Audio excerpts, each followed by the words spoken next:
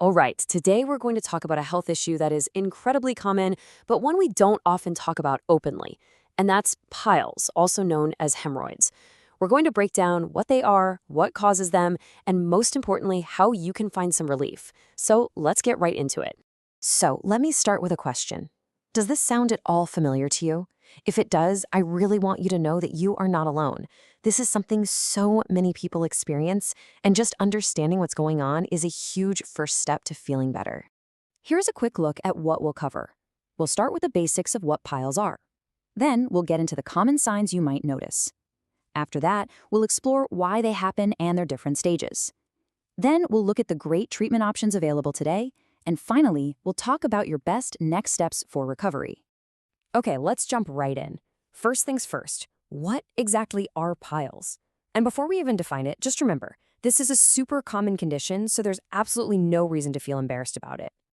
In the simplest terms, piles are just swollen veins located in your lower rectal area. A really good way to think about them is that they're a lot like varicose veins you might see on legs, just, well, in a different spot. They happen when there's too much pressure building up in that specific region. It's also helpful to know that there are a couple of main types. You have internal piles, which, as the name suggests, are inside the rectum, so you can't usually see them. Then there are external piles, which form under the skin around the anus. And yep, sometimes a person can have a mix of both. So how would you even know if you have them? Let's talk about the common signs and symptoms, the things you should be watching for. Some of the very first things people tend to notice are a bit of itching or irritation in that area. Maybe some discomfort or even pain, especially when you're sitting down for a while. You might also feel a little swelling or see a small amount of bright red blood after a bowel movement. These are usually the earliest signs. This brings us to a really important question. Why do piles develop in the first place, and how do they progress over time? Let's take a look at the causes and the different stages. The root cause is almost always too much pressure down there.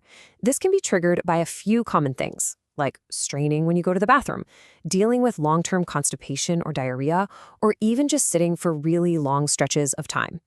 Big life events like pregnancy and childbirth are also very common causes. Piles are also graded by how severe they are, usually across 4 stages.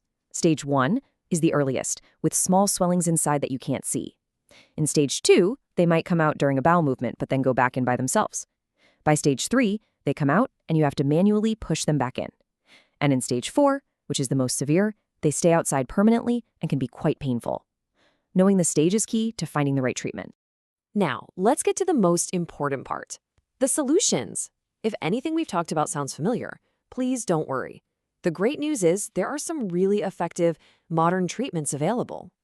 See, the right treatment really depends on the stage of the condition. For those early stages, simple lifestyle tweaks, like adding more fiber to your diet, can make a huge difference.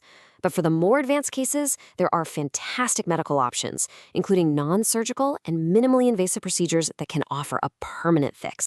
The main thing to take away here is that modern medicine has made treating piles so much easier and more comfortable than it used to be. The treatments available today are safe, they work really well, and they're designed to help you heal faster with as little discomfort as possible. So, what should you do next on your path to recovery? Let's talk about how you can move forward with confidence. This is so important. Trying to ignore symptoms or just diagnosing yourself can unfortunately lead to complications. Getting an early evaluation from a doctor is truly the best way to figure out what's going on and get a treatment plan that's tailored just for you.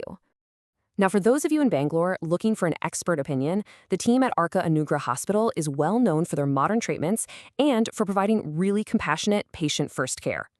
And if you're not in Bangalore, that's no problem at all. They also offer online and teleconsultations, which means you can speak directly with their experienced doctors right from the comfort of your own home. We've put everything you might need all in one place. If you want to read the detailed blog that this guide was based on, or if you want to book a consultation of any kind, just check out the description below this video. All the links are right there for you.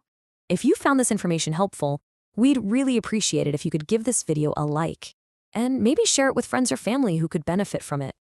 And of course, please subscribe for more simple guides on important health topics like this one. We sincerely wish you a very healthy and smooth recovery journey.